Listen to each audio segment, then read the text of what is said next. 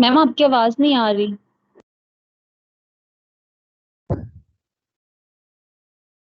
जी, lamprey की example में प्रोट्रूसिबल टंग है। नॉर्मल फेज में इनका माउथ जो है वो आपको नॉर्मल फेज में नजर आएगा, लेकिन जैसे इन्होंने अपने किसी प्रे को कैप्चर करना है तो ये अपनी मस्कुलर टंग को बाहर की तरफ इवर्ट कर देते हैं। उसके रिजल्ट में आपको नजर आ रहा है कि कुछ हॉर्नी टीथ्स हैं जो कि इसको सराउंड किए हुए हैं, इस मस्कुलर स्ट्रक्चर को, जो कि राउंडेड इन शेप है।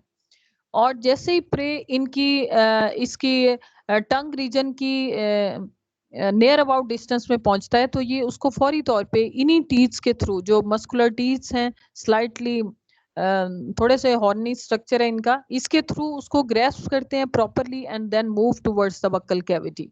और फिर जब ये अंदर की तरफ इसको दोबारा से वापस खींच लेते हैं तो इनका अगेन इनकी जो नॉर्मल फेज है उसमें ये आ जाते हैं। और जब भी इनकी नॉर्मल फेज होगा आप आइडिया नहीं लगा सकते कि इनकी टंग जो है वो इस तरह का उसका स्ट्रक्चर है।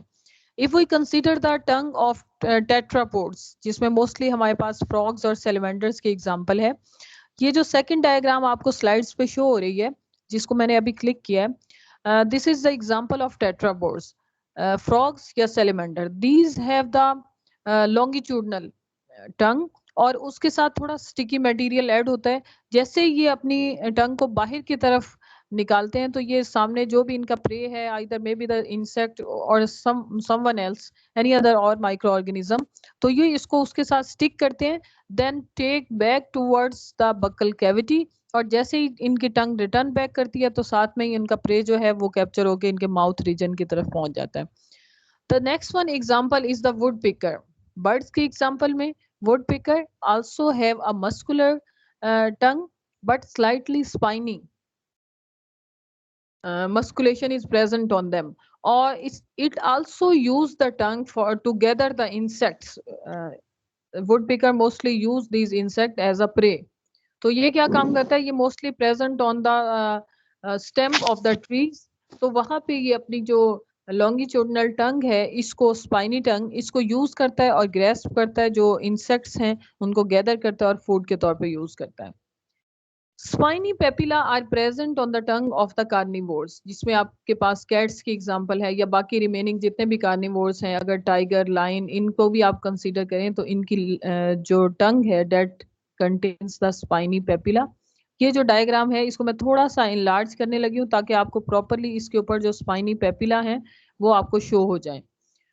तो the major purpose of these spiny papilla is to properly grasp the prey in the mouth region। कि अगर कोई भी प्रे इनकी टंग रीजन के साथ एक दफा वो वहां कैप्चर हो जाता है तो उसको एस्केप करने के चांसेस बिल्कुल रिड्यूस हो जाते हैं और उसका वापस टर्न करना मुश्किल हो जाता है। इन सच अ वे दे completely grasp their prey and then utilize them as a food or digest them। So this was basically the division of different groups के उनमें टंग की क्या करेक्टरिस्टिक्स हैं या उनकी फेस क्या है। Next, digestive organ which is present in the body of different organism, that is the these are the teats. In most of the vertebrates teats are present but these are absent in the birds. और उसकी जो एक major reason है वो ये भी है कि बर्ड्स नॉर्मली अपना बॉडी वेट रिड्यूस करते हैं, कम बॉडी वेट रखते हैं, बिकॉज इनका फ्लाइंग मोड ऑफ एक्शन है। तो उसके लिए इनका बॉडी वेट जितना कम होगा उतना ही इनको फ्लाइंग में हेल्प मिलेगी। सिमिलरली टर्टल्स और कुछ वेल्स जो हैं, baleen whale, these also don't have the teeths in their mouth region, और ना ही इनको ये हेल्प करते हैं डाइजेशन में।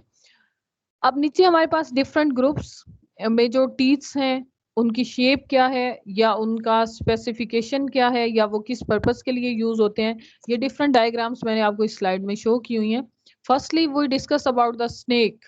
Snake teeth mostly diverted towards the back side, sharp हैं, डाइवर्टेड हैं बैक साइड पे।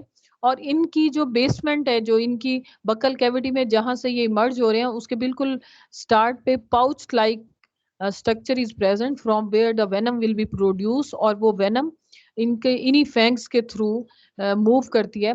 इन्हीं टीथ्स को यूटिलाइज करते हुए they will injured the prey, या जो भी स्पेसिमन जिस पे ये अटैक करें उसको इंजर्ड करेंगे थ्रू दीज टीथ्स, और फिर वो वेनम जो है वो इन्हीं फैंक्स के through, these are internally to some extend hollow, इन्हीं के थ्रू वो वेनम मूव करता हुआ उस इंजर्ड रीजन में एंटर हो जाएगा and further cause some toxicity and so on. So basically these are the teeth of snakes which are diverted towards the backside. Next one is the example of deer, which is herbivorous in nature and it mostly contain the grinding teeth. अब इनके teeths को अगर आप थोड़ा सा consider करेंगे तो ना तो ये बहुत ज्यादा शार्प हैं, बल्कि ये ग्राइंडिंग फॉर्मेशन के लिए स्पेशलाइज्ड हैं और इनका सरफेस एरिया ज्यादा होता है ताकि मैक्सिमम जो प्रोडक्ट है उसको ये ग्राइंड कर सकें प्रॉपर वे में और फिर इसको यूटिलाइज कर सकें. These are basically herbivorous in nature. Wolves another example, these are mostly carnivorous in nature और उसमें ना सिर्फ ये कार्निवोरस होते हैं बल्कि इनको अपने प्रे को कैप्चर करने के लिए भी कुछ स्ट्रेटजीज अप्लाई करनी पड़ती हैं. तो their teeth are specialized specifically to capture the prey and then to injure it or tear it, and after that they will utilize them and digest for the process of utilization. तो इसमें इसको मैं थोड़ा सा enlarge करने लगी हूँ इस डायग्राम को. तो इसमें भी जो इनके सेंट्रल टीथ्स हैं, आपको स्लाइड पे अभी शायद शो हो रहा हो,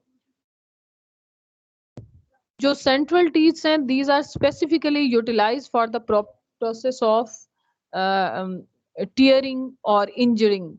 लेकिन जो इसके कॉर्नर में बक्कल कैविटी के जो कॉर्नर में टीथ्स हैं these are utilised to grasp the prey, कि जब प्रे प्रॉपरली उनकी कस्टडी में आ जाता है तो वो दोबारा उसको अपने माउथ रीजन से बाहर नहीं एस्केप होने देते.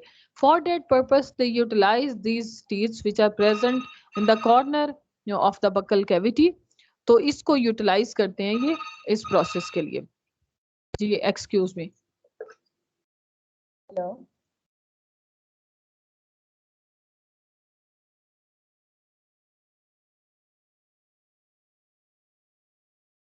So these are specialized, these are carnivorous in nature and these are specialized for the process of capturing, to tear up them and use them as a food.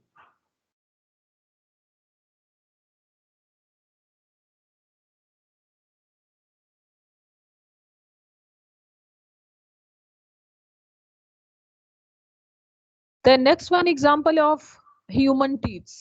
As you know that human beings are omnivorous in nature basically. तो omnivorous हैं तो इनको plant material भी खाना है, इनको carnivorous हैं इनको मीट भी खाना है और इनको कुछ दूसरी चीजें भी खानी है, हर तरह की प्रोडक्ट फूड प्रोडक्ट इन्होंने खानी है. So their teeths are specialised with reference to that. अब कैनाइन्स, प्रीमोलर्स एंड मोलर्स ये सब इस रीजन में प्रेजेंट होते हैं. ये जो फ्रंटल टीथ हैं these will help to hold the food inside the buccal cavity. ये जो फ्रंटल टीथ हैं. अब ये जो साथ वाले हैं canines, these will help to tear the or to help in the process of biting. जब हम कोई चीज बाइट करते हैं तो उसमें ये हमें हेल्प करते हैं. these are comparatively sharp in nature and to some extent these also help to hold the food in the buccal cavity. इसके पीछे हमारे प्रीमोलर्स एंड मोलर्स हैं. these will help to grind the food and convert them into smaller pieces. ठीक हो गया.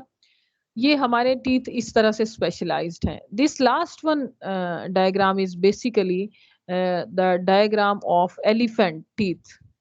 इसको मैंने slightly इंलार्ज किया. इसमें अब आप ये देखें कि ये एक बड़े वाले टीथ्स हैं. एट द सेम वे यहाँ भी एक दूसरे टीथ्स हैं. These are larger in size. अगर आप डेफिनेटली आप सबने एलिफेंट्स को ऑब्जर्व किया है तो उसके अंदर टीथ्स जो हैं वो बाहर की तरफ एक्सटेंडेड होते हैं, लेकिन उसके साथ आपने एक मुहावरा भी सुना हुआ है, हाथी के दांत खाने के और दिखाने के और. So basically the teeths which are emerged on the outer side and very large in size, इनका पर्पस जो है बेसिकली इनका पर्पस डाइजेशन में हेल्प करना नहीं है, बल्कि these can be utilised to put on the luggage on the body of the elephant. पहले एलिफेंट्स को नॉर्मली जो यूटिलाइज किया जाता था बहुत सारा लगेज इनटेक करने के लिए या पुट ऑन करने के लिए, तो उसमें लगेज को जिस तरह से कि हम किसी कंटेनर की हेल्प से सामान ऊपर की तरफ उठाते हैं, तो उस चीज में इनके ये बाहर वाले जो टीथ्स हैं, ये जो बड़े बड़े कंटेनर्स हैं, ये हेल्प करते हैं उसको पुट ऑन करने के लिए. But actual for the process of digestion इनका जो ओपन माउथ है और उसके अंदर ये बारीक बारीक से स्पेसिफिक टीथ्स हैं जो कि सरफेस एरिया इनका भी इंक्रीज है, ये प्रोसेस में हेल्प करते हैं for the process of digestion, और ग्राइंडिंग में भी हेल्प करते हैं. So these are specialised for that purpose. जी, अंडरस्टैंड किया आप लोगों ने? इससे थोड़ा सा फीडबैक मुझे दें ताकि हम नेक्स्ट मूव करें. Yes ma'am. Yes, आ गया सारा समझ. Okay, then thank you. The next digestive organs which are present in the body and these will help in the process of digestion, these are the salivary glands. आपको पता है कि salivary glands अभी हम discuss करेंगे in which organism these are present, some in some organism or group of organism these are absent. तो salivary gland mostly in fishes they are present in the head region. These produce the saliva, और saliva आपको पता है कि वो mastication के process के दौरान help करता है in the basic process of food digestion. Some snakes have modified salivary glands.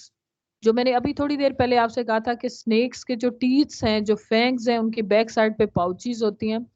Basically, these are the salivary glands which produce saliva, which is basically the venom or the poison in nature that will be injected by the fangs. तो ये भी help करता है उनके process of digestion में. Similarly अब आप खुद देखें कि उन्होंने प्रे इनटेक करना है, तो प्रे को अगर उन्होंने टॉक्सिक मटेरियल यूज करते हुए उसको इमूवेबल कर दिया, तभी भी वो उसको यूज करने में उनके लिए हेल्पफुल है, और उसी तरह उसकी डाइजेशन के प्रोसेस में भी हेल्पफुल है. Salivary glands are absent in the amphibian and reptiles. तो मोस्टली उनमें ये ना तो डाइजेशन के प्रोसेस में कोई खसूसी हेल्प करते हैं, इस वजह से ये मोस्टली वहाँ प्रेजेंट ही नहीं होते. सो एवोल्यूशन ऑफ ऑर्गेनिज्म भी इन्हीं बेसिस पे है कि जहाँ इनको यूटिलाइज किया गया है वो चीज़ें इवॉल्व की गई हैं, और जहाँ पे किसी चीज़ की यूटिलाइजेशन कम हो गई है तो वो चीज़ें जो हैं उनकी एवोल्यूशन जो है वो भी पीछे की तरफ चली गई है. नेक्स्ट नेचुरल सिलेक्शन के थ्रू और चीज़ें प्रमोट हो रही हैं. तो ये नेचुरल लॉ है. So most birds lakes salivary glands. Mostly these are present in the mammals. Mammals में ये एक important character है salivary gland. Anyhow we will discuss them in detail जैसे ही हम mammals का digestive system जो है उसको study करते हैं. Another important digestive organ which is mostly present in the vertebrate is esophagus.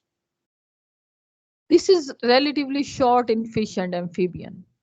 But amniotes के अंदर लॉन्ग नेक्स हैं, तो उसकी वजह से इनके एसोफेगस भी लॉन्ग है. इसी तरह बर्ड्स में भी इन्हीं में आते हैं, तो बर्ड्स की भी लॉन्ग नेक्स हैं, तो उनमें भी एसोफेगस. अभी जब हम बर्ड के डाइजेस्टिव सिस्टम को स्टडी करेंगे तो आप फाइंड आउट करेंगे कि tube like oesophagus is present in them.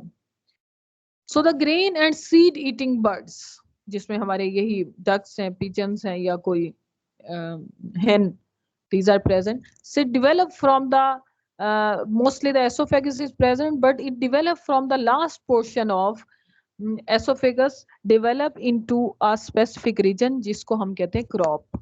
Birds में जो ग्रेन ईटिंग या सीड ईटिंग है उनके अंदर एसोफेगस का जो लास्ट रीजन है वो टू सम एक्सटेंट डेवलप कर जाता है, and it form and other extension जिसको ये कहते हैं क्रॉप. और इस क्रॉप के अंदर this crop basically act as the storage material. तो जो जो ग्रेन्स और सीड्स पे फीड करते हैं, तो डेफिनेटली ये जब फूड इनटेक करते हैं ये साथ ही तो यूटिलाइज नहीं हो जाता, ना ही डाइजेस्ट हो जाता है. तो ये एकदम ज्यादा सारी फूड यूटिलाइज करते हैं फ्रीक्वेंट वे में, और फिर वो इनके क्रॉप में स्टोर हो जाती है. After that they will start the process of digestion and convert them into diffusible material and for further. अब ये जो क्रॉप की प्रेजेंस है और इस क्रॉप में इनकी जो फूड स्टोरेज है, this is actually the major function to reduce the frequency of feeding of bird. कुछ ऐसे एनिमल्स हैं जो रेगुलर फीड करते हैं, थोड़ी थोड़ी देर के बाद चंक्स में फीड करते हैं, तो उनकी फीडिंग फ्रीक्वेंसी ज्यादा होती है, जबकि बर्ड्स जो हैं उनकी फीडिंग फ्रीक्वेंसी रिलेटिवली कम होती है. और उसके पीछे जो रीजन है scientific, that is basically they have the crop which act as a storage material. तो उसकी बेस पे इनको हेल्प मिलती है कि ये इनकी फीडिंग फ्रीक्वेंसी जो है वो रिड्यूस हो जाती है, लेकिन स्टिल दैट इनके अंदर मेटाबॉलिक एक्टिविटी ज्यादा होती है. तो इनका मेटाबॉलिज्म फास्ट होता है, उसके रेफरेंस से तो इनको खाना पड़ता है, लेकिन फिर भी कंपैरेटिव टू अदर ऑर्गेनिज्म इनकी जो फीडिंग फ्रीक्वेंसी है वो रिड्यूस हो जाती है। जैसे इंसेक्ट्स हैं वो रेगुलर फीडिंग करते रहते हैं मुसलसल, तो उनके पास कोई खास स्टोरेज का मटेरियल नहीं है। ग्रास ऊपर में है, क्रॉप है, लेकिन उसमें भी सेमी डाइजेस्टेड फूड प्रेजेंट होती है, तो उनके रेफरेंस से बर्ड्स जो हैं इनमें कम होती है।